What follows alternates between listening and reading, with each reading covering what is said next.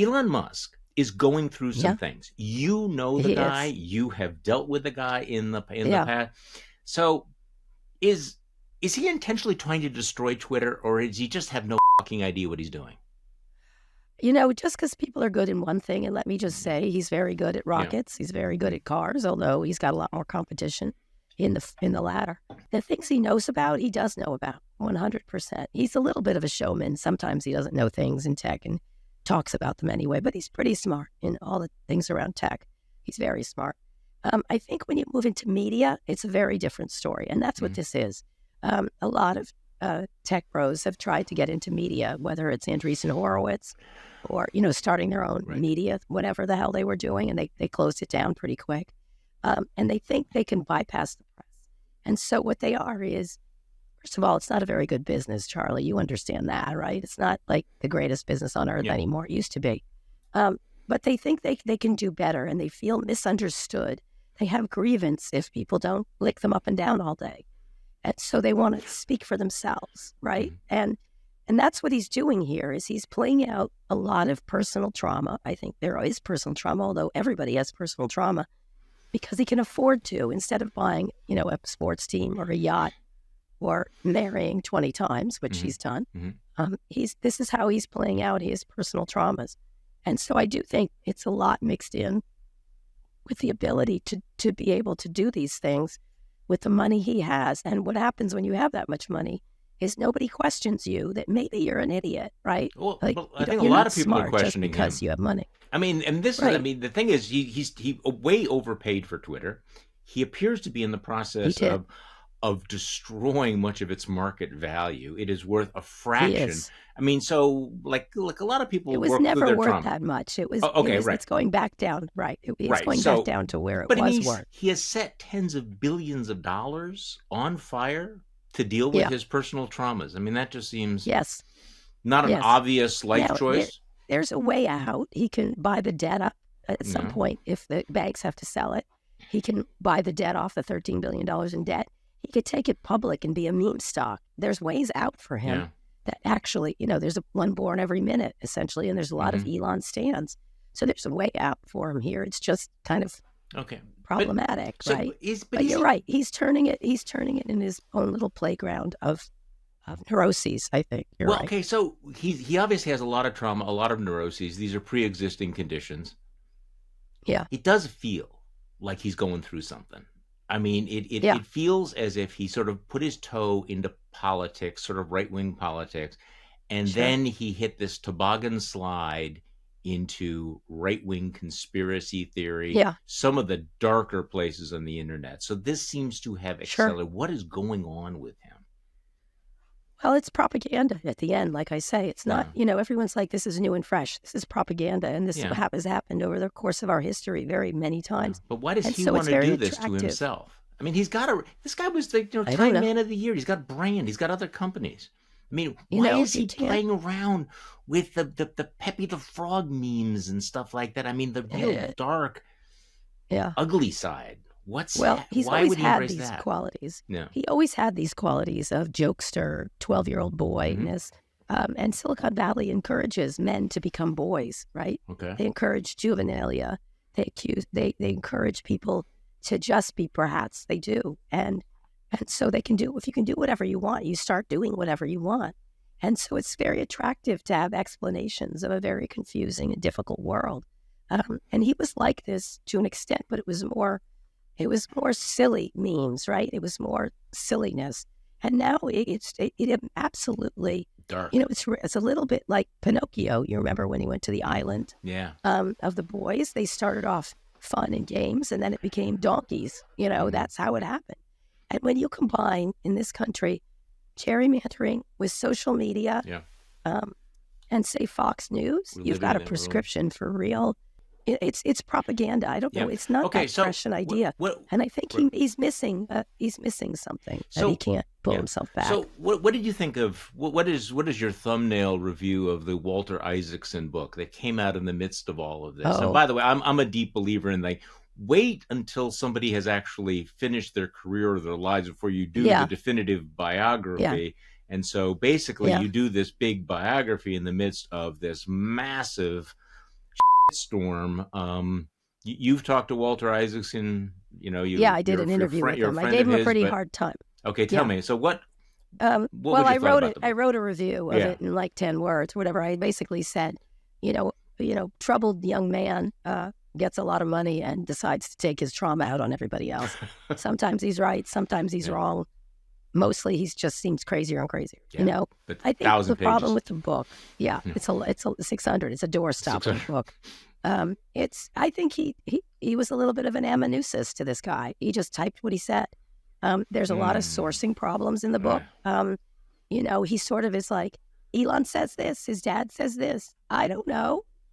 That's not what a reporter does. Like in many stories, including around his childhood trauma, I don't know who's telling the truth. And I would like a biographer to tell me who's telling the truth and not just use it as he has demons. What can we do? You know what I mean? I'd like to know who's lying a lot more. I think there's one thing that inadvertently happens is you see him playing out the same trauma over and over again with different people, whether it's partners in his early companies where he feels aggrieved, or it's later the people who actually founded Tesla. He's still angry at that person. I'm the one who did it. It can be only me. And I don't fault him. He's very talented. Yeah. But I think it's a constant series of him getting in beefs with people. And then, and I don't know what's served by that and letting someone off the hook. He lets him off the hook. And one of the things I said to Walter in the interview was, you're harder on Amber Heard than you are on Elon Musk. Seriously? Okay, she seems a little unstable as a person, but does she deserve the enormous amount of reporting that goes into her problems versus this guy? And that was my issue. It was a lot of excusing bad behavior as genius, and I don't agree with Walter on that. So you this is not new, and you know this a lot better than me. So help me with all of this. You mentioned that Silicon Valley encourages the tech bros to all be little boys. So the performative assholery of the tech bros is neither new nor isolated. It feels like it's intensifying, and it's not just Elon Musk. No, just Mark Andreessen just put out this techno-optimist guy. It's ridiculous. He likes to write essays now and again. He was famous for writing Software is Eating the World, which is like, well, thank you for that obvious revelation, but okay, great. He wrote that. He likes to do that with phrases. And he wrote this techno-optimist guide, and it was such a straw man. Like, those who hate AI, those who do this. He sets up a false dichotomy. I think AI is amazing, and I also am worried. Adults are like that. You know what I mean? Adults take a moment. And so one of the things that was really problematic with that piece is that you're either with us or against us. And I'm sort of like, it's okay to be worried about implications of inventions and at the same time understand they're important.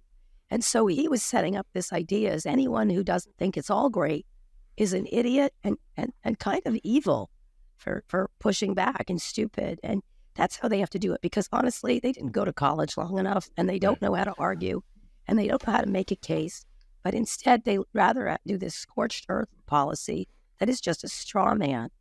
Trump does it all the time. Yeah. So, but is this new culture? I mean, again, nothing new about narcissistic, adolescent tech bros.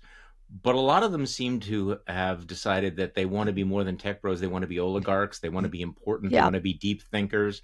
And so we're entering a phase in which, we live in their world. I mean, there are so many billionaires with outsized egos and power and clout, and they affect this environment far more than say who is chairman of the House Ways and Means Committee necessarily. They do. So talk to me a little bit about the ambitions of the tech bros, what they want to grow up to be. I don't know. I honestly don't. It's essentially, he wrote a 5,000-word rant. I don't know what else to say. That's what it was. And one of the problems is this idea that you can, that this is the way to go. We are being lied to. It's the same stuff. Yeah. Whether it's there's an audience for that. Yeah. Well, it's the same language around RFK Jr. vaccines. We are told technology takes our jobs, reduces our wages, increases inequality. We are told to be bitter, angry, and resentful about it. No, we are not. You know what I mean? It's kind of like setting up kind of a ridiculous argument. I don't know why they do it. Did they not get loved enough as a child? I don't know. I don't know what happened to them, but they're unable to have an actual argument. And anyone who argues with you or provides feedback is the enemy. And it's weird. It's just weird. When you're a billionaire, you can create your own bubble, right? You're surrounded by people who are telling you that you are funny, you are beautiful. Have you done something great with your hair? Love the outfit, right? Exactly. Hey, that last bromide that you said is like, this is Socrates. You are brilliant. Yeah. You are a philosopher king as well. So it wasn't that long ago that places like Twitter, I'm going to keep referring to it as Twitter. I mean, how do you pronounce this? X? Sure. I mean, it's like whatever. You can call it Twitter. It's fine. The Twitter was the place you went to be able to follow news. And so in the before times, in something like the Israeli war, we would be looking for information about what's happening in real time. And now you've talked about this rather extensively because Twitter has just become a cesspool of fake videos, misinformation. There was a propaganda network of 67 accounts found on Twitter who were coordinating a campaign of posting false inflammatory content related to Israel and Hamas. CBS reported Elon Musk laid off much of the team responsible for monitoring posts. The account profiles were like sleeper accounts posting innocuous information until they were activated after the attacks by Hamas. I mean, what's going on here? I mean, clearly Elon Musk took down all of the controls right at the moment when perhaps they were most critical.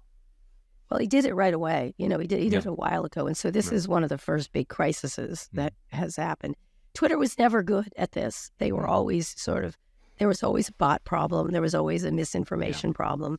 Same thing with all of them. It's a very difficult issue, but not even trying and just letting it go. And I guess his philosophy is, now you know what they think, and therefore it's a better world. Actually, what it is a more confusing, and it's a problem to figure out what's real and what's not. And when people are in a high emotional state, that's not good, right? It's not that you don't want to keep things from people. It's that they're in a high emotional state, and something that's inaccurate can send them into the next version of that. And so, what is the purpose served by serving up fake videos? There's none. There's none except to get people more upset. It doesn't bring us to a better place. And, it's absolutely true that you were very upset in the moment. And as we were after 9/11, if you recall, everybody had an emotional reaction. And then everybody, even as horrific as it was, everybody calmed down and said, okay, what should we do instead of just lashing out? And that's how adults behave, right? Yeah. And so I think what happens is when he creates a information network where information is bad, you're going to have bad consequences no matter how you slice it. Now, the good thing is a lot of people understand this, but not everybody for sure. And therefore, everyone's going to try to game the system and try to create, chaos. And a lot of people they don't want to create illumination. They want to create chaos. They want to. And this is the perfect tool to do so. That's their goal, is chaos. So again, it's propaganda. Well, the Europeans have a different approach than we do. We kind of throw up our hands about all of this, but the EU has instructed Twitter and Meta to tackle the all of this disinformation and misinformation, and there are fines and fees involved for not complying. Yep. So, is that going to have any impact? Does that make a difference? Well, Elon's sort of like, sue me, make me. I think he's done that with rent. Like, I'm not paying the rent. What are you going to do? If you're willing to, getting back to shameless, of being like, I'm not paying the rent. I'm firing these people. I'm not paying them their severance. They have to come at you, right? And therefore, you're in a more powerful position if you're with. Donald Trump perfected this, put me into bankruptcy, whatever, He's, what he's doing around the courts right now is the same thing, is come at me, arrest me. I'm fine. Right. Very few people are willing to do that. Same thing with Jim Jordan. Right. Go against me, see what happens. Yeah. I am very confused about what is the successor to Twitter, where we're going to go. I feel like a sucker to think that somehow, Mark Zuckerberg was going to, rescue the world with Threads and Instagram. I like Threads. Threads. Okay, I like Threads too. I mean, there was Post out there. There was Blue Sky. I'm going to leave somebody out. Mastodon, I just gave up on. I apologize. Yeah. I couldn't do it. It's hard. What is going to be out there? I mean, Trump went off and created his own Truth Social. He's got his audience. I think it's all collapsed. I don't think there's going to be a central place. I think people are going to find, like I said, find their smaller audiences. I do think Threads is pretty good as a product. They're sort of pushing away from news, and that makes sense to me for them because they got into so much trouble before. Right. When they had Holocaust deniers running all over Facebook. So I think, you'll be in your little neighborhood versus a mass thing. I think Twitter was a mass thing, and now it's just a bad product experience, really. You have porn. First time I got porn, I got people calling me names. You've got Cheech and Chong ads all the time, which is like, okay, I'm not in the mood for weed right now 40 times a day. And then the product is bad. It doesn't work as well. It doesn't have as much impact, and it's more narcissistic, right? You just are kind of out there, like we talked about, talking to yourself and showing how, and cosplaying kind of thing. I do think that I have talked about the implosion of all these social media platforms. I don't think they're just the way everything went to cable, Charlie, if you remember. It was the networks and then cable. That's where we're going with this. And everyone will be in their own little worlds without a center. I think that is our future. Okay. So the other, I guess, part of it is that, and I've experienced this, and you go out and you do forums with individuals, and you realize that it's very difficult to have a conversation in politics because there's no shared reality. Yeah, that's true. And I was actually there is. Of course, there is a shared reality, but I mean, you can't talk to somebody about it. So I was on a panel with a young Republican, and I asked him we're talking about the jobless rate. He thought the jobless rate was the highest in American history. When I asked him about Donald Trump's comments about Hezbollah, he'd never heard of them. What's your source for that? Wow. Things happen that just don't even register. So yes, we do have a shared reality, and the big shared reality is that the world. Charlie, he's just f***ing with you. He knows. No, you are kinder and gentler than I am, because it was really. I just think they're cynical. There was a moment when I asked him about America's role in NATO, and that look that people get in their eyes. Yeah. Where you can tell he didn't know what NATO was. Probably not. Yeah. Well, then he's just ignorant.